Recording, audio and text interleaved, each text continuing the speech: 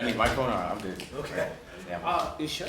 You look good out there, man. And I told everybody on Twitter to keep an eye on you. You're only 19, but this is now kind of your introduction to maybe a larger scale audience. Mhm. So what do you think of your performance? You know, you being in ring, you haven't even seen the video, but what do you think you did out there, and what can fans expect from you in the future now? Just exciting fights. You know, I loved it when I went in there to bang. My team wanted me to box, but I just love the roar of the crowd and just go in there and fight. But I feel like I give myself a B. You know, I feel like I could have did something better. You know, because you're not perfect. But when I go back and watch it, I know what I have to work on. Of course, my dad, he's already gonna tell me what I need to work on when I get to the locker room. So, You look good in the pocket, I will say that. thank look you. good. I appreciate you. We're working on it. Yes, sir. Cool. Next one. You really dominated in all levels.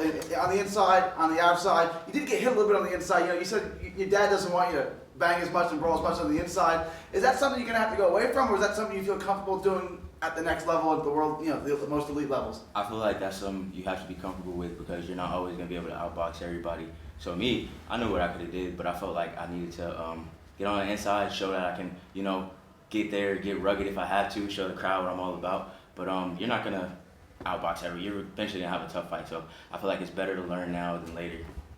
You heard him early on, and then looked like you were gonna take him out, but you settled back in and Yeah. got back to the boxing. Yeah, my dad, he was just like, stay calm because in the past I'm used to, just trying to go in for the knockout. But as we're here, the knockout will come. I didn't get the actual knockout, but the corner stopped it. I felt like that was the right decision on the corner. But man, it's just so surreal. I'm sorry. Do you have a question? Yeah, totally. So it looked like you almost had him out of there a couple times. As a younger fighter, how hard is it to not feed into that emotion and just go for it? You gotta be smart because you never know. Like my dad said, he was playing possum sometimes, and you can see that because he acts hurt. You can see his face; he has the emotion. But then right when you come in, he comes for that hook. So you gotta be careful with that, and you just gotta settle down. Because I believe one time, I thought he was, as hurt as I thought he was, but he still threw that left hook, caught me a little bit. And then you just gotta play smart. You can't just go in and think because you have him hurt, you can just finish him. It doesn't work like that. Congrats on the win. You look good. Thank you, sir. Hey, JJ Solomon, Spit Bucket Podcast, man. Congrats again on the win. Hey, we heard you chatting a little bit with Bernard Hopkins a couple days ago, and you Yeah. made him promise you tank in 2 years. Yes, sir. How do you feel that how do you think they're looking at you? How would you, what do you think you need to see in your game so you can start getting in those conversations?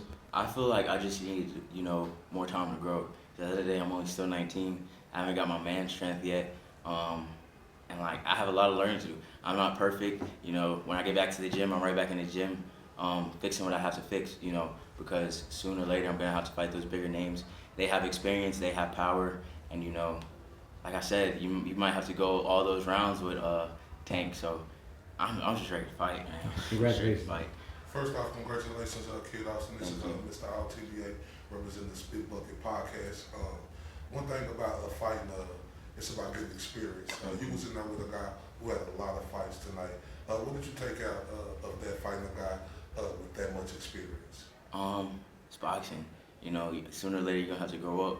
I can't, keep fighting, guys, that you bought from Mexico. So, No, but hold up. He got just as much experience. He's Yeah. been boxing since he was 8. That is Competing true. for the United States every weekend. So, I mean, we got over 200 fights, won almost everything you could win. So he's on their level. He get Devin ready for their fights. He get Shakur ready for his fights. He get Jojo Diaz ready for his fights. So it's like he's seasoned. They call him to prepare. So he just got to learn in front of the lights to settle down. But talent-wise, ask them could they deal with him. They've been in the ring with him. So I heard that, speaking of that, it was rumors circulating, from the 214 to across the pond, the Kid Austin, he gave it to Devin Haney. That's just the rumors I heard. Yeah, that's not a rumor. You telling the truth. You telling the truth? They got the footage. But we forgive them. We forgive them. They got the footage. I mean, it's no secret that he has a lot of power, and he hurt Devin. He was the first one who came out and said Devin Chin was questionable, and nobody believed him. I talked to a guy, who real high on Kid Austin. He say he'll pick Kid Austin in the future to beat Shakur Stevenson. And when I have a guy who really has boxing knowledge tell me that you that's special, how does that make you feel when people look at you as that special like that? I mean, it is what it is. I feel like at the end of the day, I'm just humble. I feel like I worked hard in the sport, and the talent I got, I got it from my dad. All you know, thanks to him. But I feel like I'll beat everybody. You know, give me some time.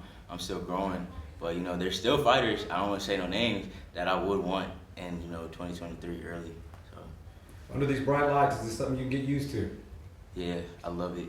I love it, especially when I hear the crowd. Oh my God, it just makes my heart melt. Dad, like you said, there was some things that you wanted him to do different in there. How do you get him to receive that going back into training camp? Because he stated himself that he wanted to fight, and it was things you were telling him, but he decided to fight. What's the knowledge you give him going back into camp? We just look at the next opponent. We on from that one because we had a game plan from that one, and some parts of the game plan he left, but he don't have a frontal cortex fully developed. He's 19. They don't develop till they 24. That's science.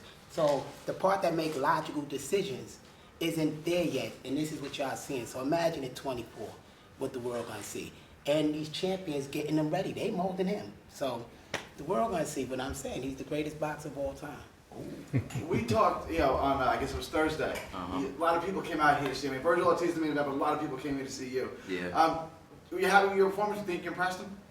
I think so, because I figured everybody just thought I was just, either I'm going there to just try to knock the dude's head off or just go in there and box, but I feel like I showed both, and I feel like that's entertaining because I give them one side of the show. Like, I try to, get the rounds in the beginning and then go, all out to the end of the rounds, So I don't even know what I just said. I'm just happy right now. All right. I guess that's time to wrap. Thank you. Congratulations, Dan. Thank you. Congratulations.